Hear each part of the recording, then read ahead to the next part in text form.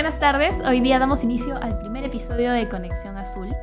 Este podcast lo trae la ONG Misión Isaac, que por su 5º aniversario decidieron poner este espacio en el que todos nosotros podemos hablar sobre nuestras vivencias, ya sea siendo una persona autista o conviviendo con alguien que sea autista.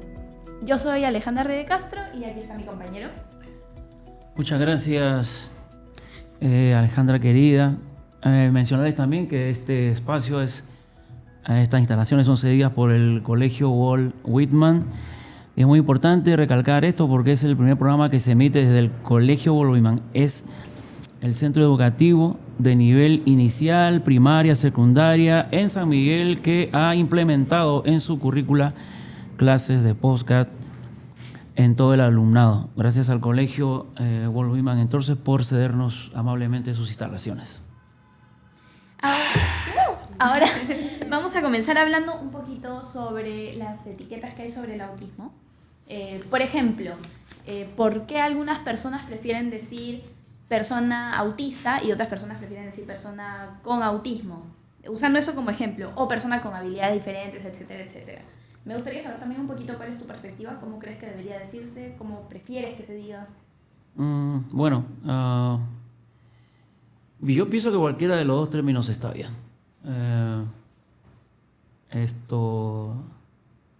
Yo lo asocio eso un poco como fuera de cámara. Decía que en tiempos pasados se le decía a las personas negras de color. Entonces, más, yo tengo una canción que habla de eso, que dice, ¿por qué decir de color? Cuando si eres negro, o simplemente decirle, o llamarlo por su nombre, ¿verdad? Autismo, personas con autismo, espectro autista. Yo creo que cualquiera de esos términos está bien, ¿no? Porque es real. Yendo por eso mismo que dices, yo también estoy de acuerdo. Yo prefiero usar el término persona autista, o simplemente autista, o persona en el espectro, como quieran. Porque por eso mismo que dices, justo, que eres autista. No hay que camuflarlo metiéndole otro nombre, como persona con habilidades diferentes, porque no es una habilidad diferente, eres autista y punto. Sí. No es como un polo que te lo quitas y te lo pones y hoy día me quito el autismo, hoy día me puse el autismo, soy autista. A mí me parece que es una buena forma de decirlo y concuerdo contigo. Sí. Es verdad. Bueno, aquí creo que tenemos una pregunta, ¿verdad? Pero primero, quería decir que no todas las familias conocen sobre el autismo y muchas no saben qué hacer cuando reciben un diagnóstico así. Bueno, de mi experiencia y como padre de un corazón azul, desde hace ya más de 30 años, les cuento que como mi vida se pintó del maravilloso color azul. Mi hijo se llama Dalí, pero resulta que ahora tengo mi otra hija que se llama América. Dalí, primero que nada, Dalí tiene 34 años. Y les comento ya, es chismeo. Y mi otra hija, América, de 5 años y meses, tiene un autismo no tan severo como mi Dalicito. Y entonces recuerdo casi exactamente el día que su mamita me dice, Dalí, Willy, con Dalí hay algo. Primero que nada, no pisaba así. Él le encogía los pies. Pero ponlo derecho. Y yo he sido criado hacia la antigua, un poco... Entonces que con el tiempo, gracias a Dios, he podido suavizar eso.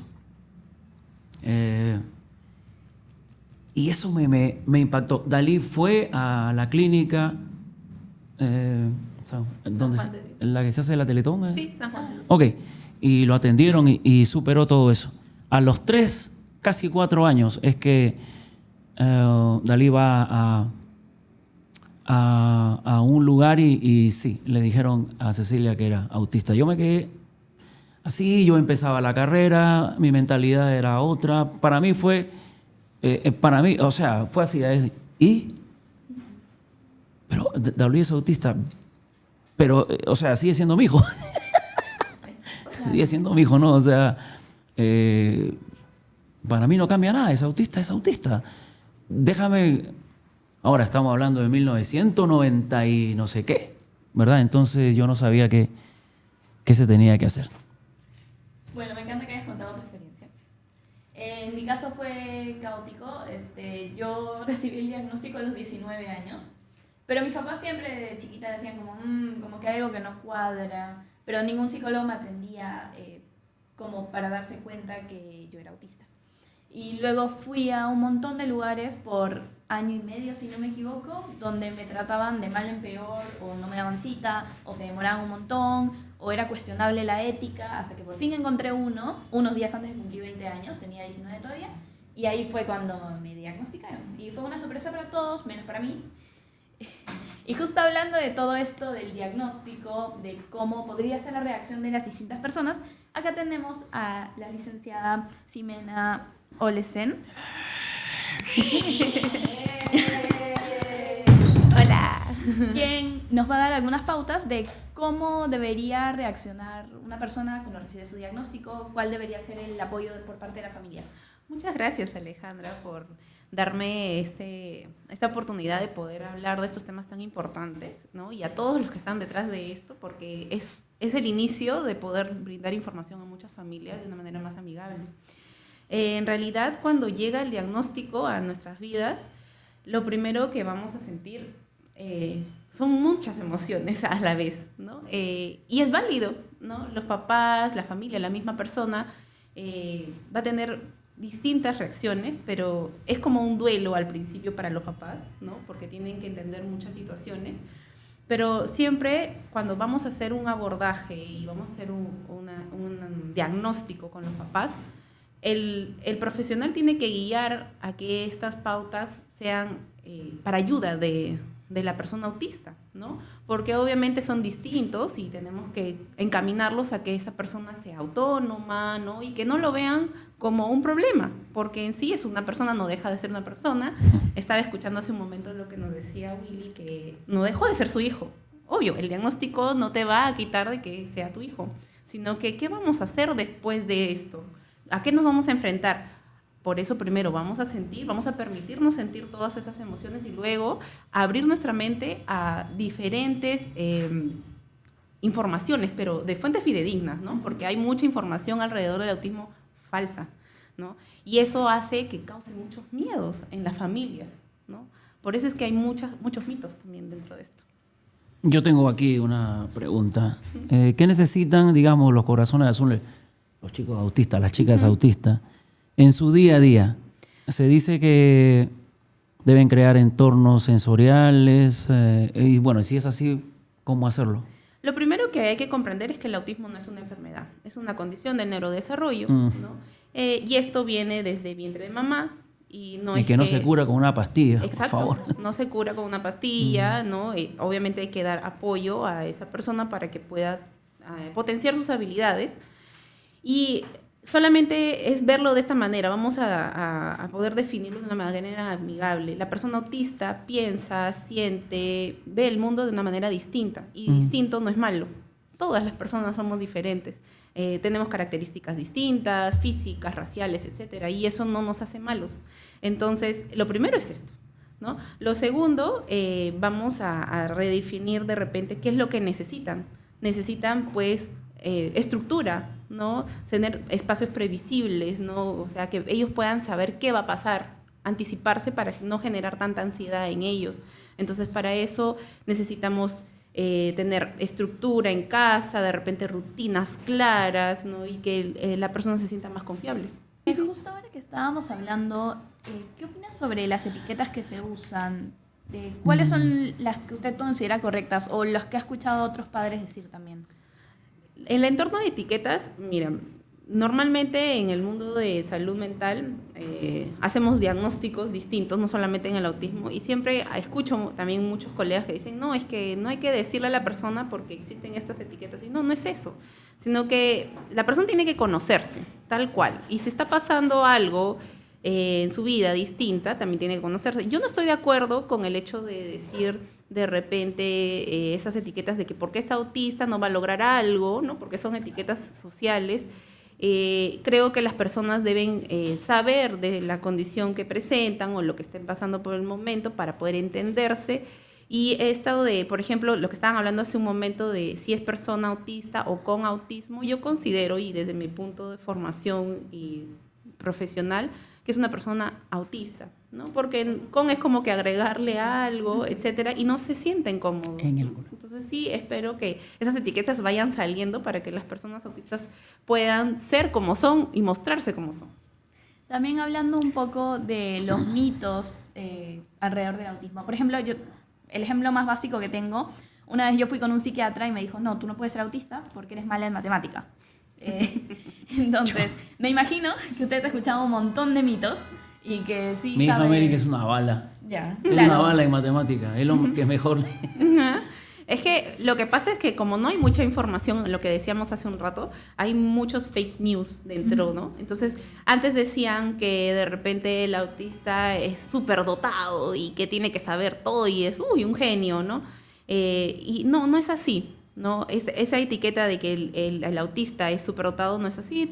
Hay niños que tienen un coeficiente intelectual a promedio, otros que sí, de repente sobresalen, otros niños que están un poco más básicos, de repente por debajo del nivel, pero esto no quiere decir que no tengan habilidades súper creativas, porque son muy creativos, tienen otras habilidades muy lindas, y son etiquetas puestas o mitos, ¿no? Otros mitos es, las mamás llegan y me dicen, es que yo le puse la vacuna al año y medio y cambió todo, ¿no? Eso es un mito totalmente garrafal que hace que las mamás ahora, y lo veo mucho en redes sociales, no vacunen a sus niños, y eso es una negligencia total. Sí. O sea, en realidad las vacunas no tienen nada que ver con el autismo. Lo dije hace un rato, es un trastorno del neurodesarrollo que viene desde vientre de mamá y se forma en el camino de cómo formar el cerebro, ¿no? Entonces, en realidad hay muchos mitos como ese. La vacuna coincide con que hay tipos, ¿no? Diferentes tipos de autismo o cómo se presenta el autismo, y en el año y medio a veces ocurren regresiones. Ese niño de repente logró hacer ciertas o tenía ciertas habilidades y de repente las pierde. Y eso no tiene nada que ver con las vacunas, sino es que así se presentó el autismo en él. Pero no podríamos decir que estén dentro de los hitos. Hay muchas mamás que me dicen, pero él estuvo dentro de los hitos, lo llevé a estimulación y todo perfecto. Pero cuando lo evaluamos obviamente con todo el equipo multidisciplinario, comenzamos a ver que hay hipotonía, ¿no? Que es el bajo tono muscular o hipertonía. Y esas cosas ya nos daban señales de que algo en su neurodesarrollo no estaba alineado a la norma, ¿no? Y en el colegio, ¿cómo se puede manejar esto? Sabemos todo lo que pasa en el colegio, por experiencia también, lo que yo he vivido en el colegio, por ser de pronto un poco diferente a los demás alumnos. No digo que yo sea autista, sino que hay otras cosas, hay condiciones sociales y todo eso. Sí, sí, claro. Entonces llega un niño, llega una niña autista, el resto... Lamentablemente, en nuestra realidad peruana, no hay algo estructurado o bien llevado en los colegios. No tienen conocimientos, eso es, ¿no? Entonces, el Ministerio de Educación, el gobierno no se preocupa por poder brindar... Espera, quiero hacer un paréntesis rápido porque se me va. Cuando Dalí ya crece, lo llevamos al colegio, supuestamente una secundaria, él nos dijeron en el colegio, ok, lo podemos recibir a él, pero yo veía que él estaba también con los chicos de síndrome de Down. Le digo, pero el caso de Dalí es distinto, no es distinto, está bien. No, todos tienen que estar juntos porque todos se están presentando un problema neurológico o algo así. Le digo, pero... Y ya, entonces, una vez más, 1990 y algo, en la época de la carreta de todo esto, de cero información, ¿eso está bien? Claro, ¿Está bien? mira. ¿Es correcto? ¿O hay, perdona, hay una exclusividad solo autismo? No. En este caso, como dije, estaba hablando hace un rato del Ministerio de Educación y el gobierno y cómo se ha estructurado esta parte en los colegios, que tienen un área de educación especial, pero sí, mezclan papas con camote, porque obviamente vamos a presentar diferentes dificultades, pero no puede ser que todos los chicos lleven una misma estructura, porque no aprenden de manera igualitaria, ¿no? Sí, pues. Igual en los CEBES, ¿no? Muchos papás lo que les recomiendan las personas que los diagnosticaron, no, llévalo a CEBE, ¿no? ¿Y qué pasa en el CEBE? ¿No? Que en el CEBE obviamente se da esta ayuda, esta currícula adaptada, pero hay muchos casos mucho más complejos. Y los chicos autistas suelen ser dejados de lado porque son un poquito más autónomos, ¿no? Pero también hacen un daño porque comienzan a copiar ciertas cosas, ciertas conductas que no lo tienen. Y obviamente su desarrollo queda en un tope porque los otros niños sí de repente tienen una limitación más cognitiva, ¿no? Entonces, yo no recomiendo eso. Yo recomiendo que los chicos, en los que están dentro del espectro, puedan trabajar de repente en sus programas terapéuticos o en terapias individuales, los cuales potencien ciertas habilidades, ¿no? Y luego puedan pasar a colegios regulares o ingresen a colegios regulares y ya estas limitaciones de repente conductuales, etcétera, que hayan podido presentarse, se puedan manejar mejor, ¿no? Uh-huh. Y no tendrían por qué, sino que ya el niño autista sí aprende distinto, pero tendríamos que, esa profesora, ¿no? Tendría que saber que ese niño cómo aprende, ¿no? De qué manera poder llegar a él y que pueda llevarse dentro de la escuela. Pero como no hay mucha deficiencia en esa parte, hay mucha deficiencia a la parte de docentes, no se capacitan o no hay capacitaciones para docentes.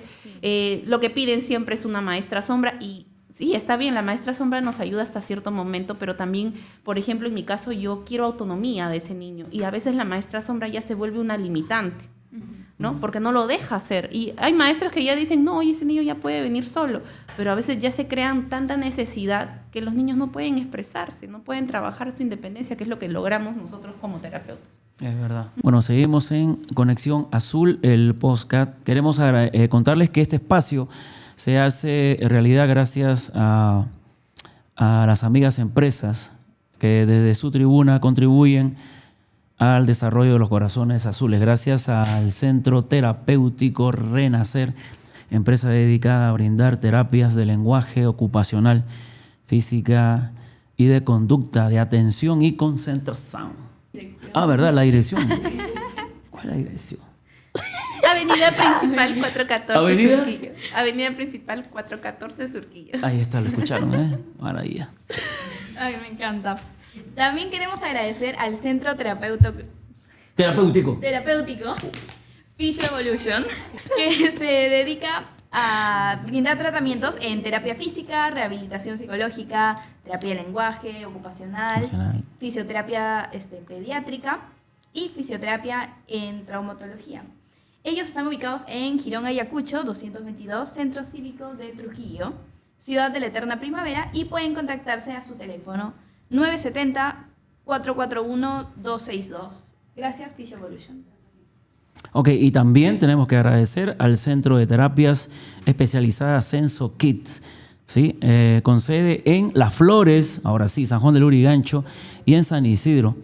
Cuentan ellos con los servicios de igual terapia ocupacional, sensorial, psicología, conducta, aprendizaje, estimulación, lenguaje, en fin, todo este tipo de cosas que necesitan los chicos, ¿verdad? Son un sinnúmero de cosas aquí. Amigos, este episodio de Conexión Azul ha llegado a su fin, pero antes le tenemos que agradecer, obviamente, a la ONG Misión Isaac, que son los que hacen que este podcast sea posible, que están en su 5º aniversario. ¡5º aniversario!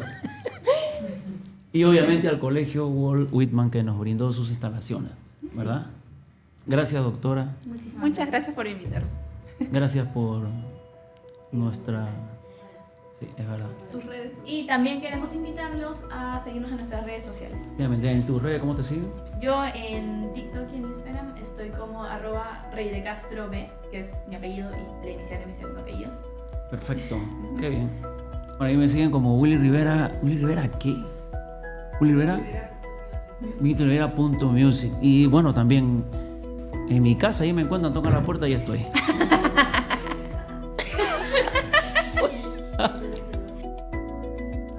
Chao.